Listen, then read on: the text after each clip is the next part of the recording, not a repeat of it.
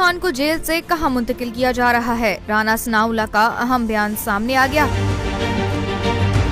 गुज़िश्ता चंद रोज से बानी पीटीआई इमरान खान को अडियाला जेल से कहीं और मुंतकिल करने की खबरें गर्दिश कर रही हैं। ताहम इस बारे में कोई हतमी फैसला सामने नहीं आया था।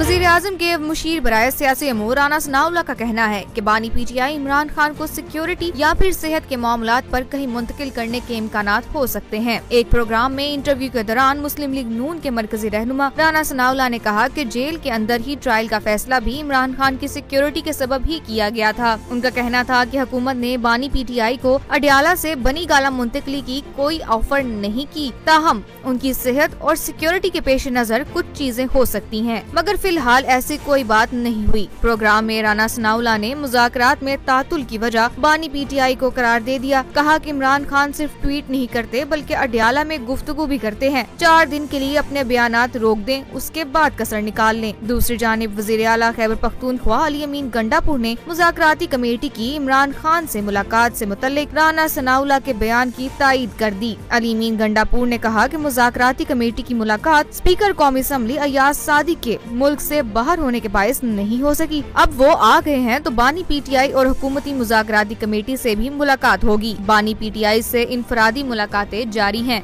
इन न्यूज़ की वीडियोस देखने के लिए हमारा चैनल सब्सक्राइब करें, बेल आइकन पर क्लिक करें ताकि आप हमारी आने वाली हर वीडियो से बाखबर रह सकें।